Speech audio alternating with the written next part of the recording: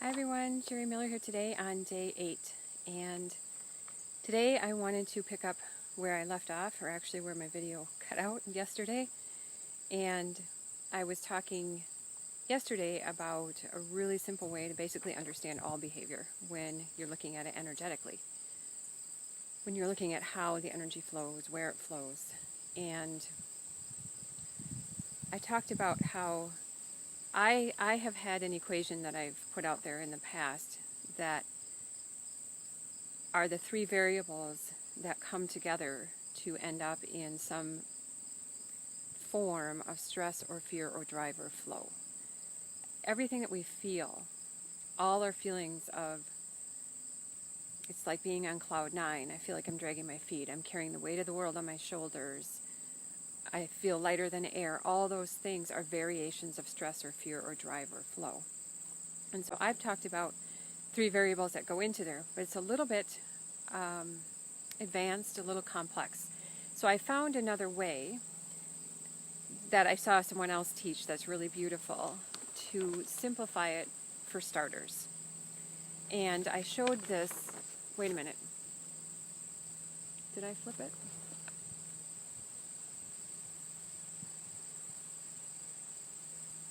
No, I'm confused.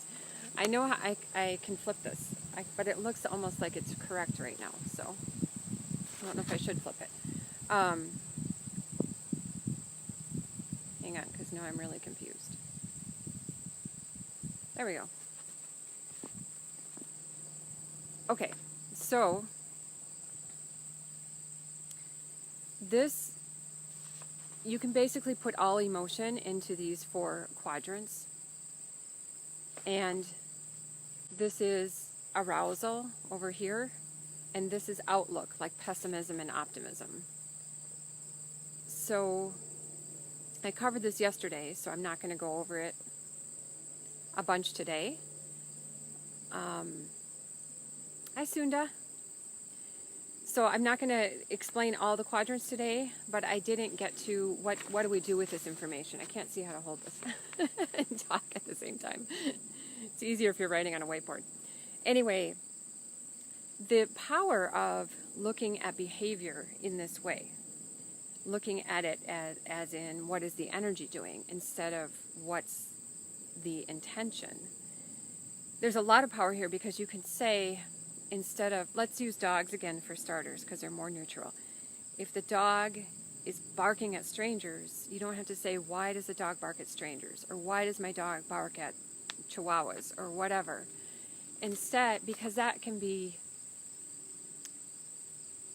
take you somewhere, down paths that you never get out of, in stories, and get you stuck and all that kind of stuff. But when you look at it this way, you just say, what quadrant is the dog operating in? Is it in excitement, which is high arousal with a positive outlook? I just swallowed a gnat. That was really fun. Is it in fear, which is high arousal with a negative outlook? Is it in, you have to practice when you're doing this.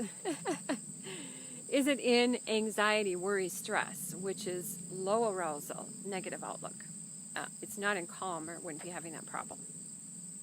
So when you look at what quadrant is it in, then it becomes much easier to solve the problem, because you don't have to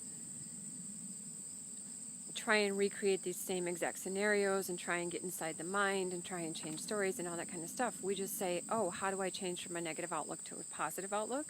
Or how do I either lower the arousal or develop the capacity to handle higher arousal? And then it becomes much, much simpler. And so I work on this a lot in my workshops and with the people that I work with online, because creatives, people who are creating beauty, are especially susceptible to energy. And they're especially susceptible, I think, to falling into one of the three other than calm. And so there's two reasons we have to understand this energy and know how to work with it when you're When you're creative, when you're trying to create beauty, when you're trying to bring beauty into whatever frame it is that you're using, whether it's actual art or it's teaching or it's sport, but you're bringing beauty into it, because beauty is the flow of energy and it occurs in the calmness quadrant. So you need to understand it for that reason, but you also need to know how to manage your own energy, because creating beauty puts you in a vulnerable place. And so the likelihood of going into pessimism is very high, because pessimism protects you. There's pessimism and optimism. All emotions have a valid, legitimate purpose in nature, in the wild. They're all there for a good reason. There's no emotions that we shouldn't have. And in the wild, pessimism keeps you alive. Hi, Brenda. Nice to see you. So pessimism keeps you alive because in the wild, because it makes you suspicious of things and believe the worst and get out of there or take some action to preserve yourself in case something bad were to happen.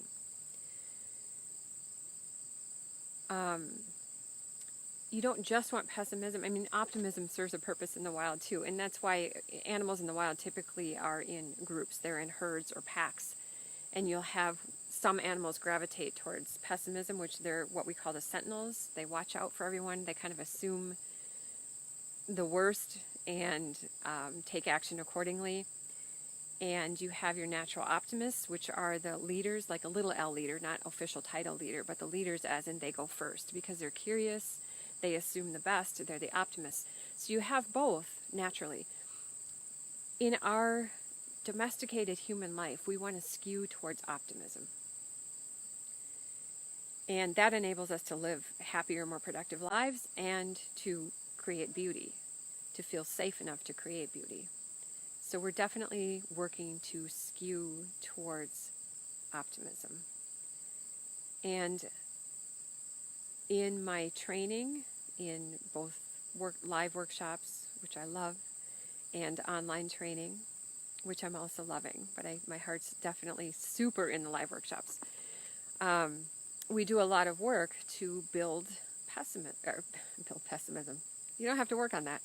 We do a lot of work to build optimism. And you start learning to use arousal as a trigger to go into your inner,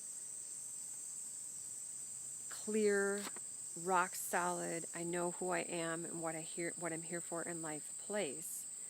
So arousal, instead of sending into pessimism, starts sending you into a place that feels really good. When you learn how to get into that place, you learn how to identify it, you learn how to make it solid, and then we learn how to use arousal as a trigger to take you back to that place all the time. So it's really cool work that we do there. And this whole thing works because it's explaining RAS, which is your reticular activating system. This is the system that keeps you alive. It's the system that has awareness of what's going on in the surroundings and causes you to react to it. But what we want to develop is, instead of being reactionary, we want to be responsive. So that gives us the choice of being calm or being excited, but being able to come back to calm instead of flipping into fear, once we learn how to manage that energy and understand that energy. So this is really, really super powerful stuff. And I just did a session with my people on it online, and we did a deep dive, much deeper than what I'm talking about right here. So we did a deep dive into this. It's really super powerful stuff. And it really, really, really will help you to be able to stay in who you are, who you're meant to be, who you're supposed to be, and do the beautiful work of your life when you learn how to do this. Plus, you can use it to more deeply understand how to create beauty, and use it for your clients and your pets and everything else. So it's really beautiful stuff. So that is some of the stuff that I teach, and this is really a continuation from yesterday. So to fully understand it, you really need to watch yesterday too if you haven't seen that already. And that's it for today. Thanks.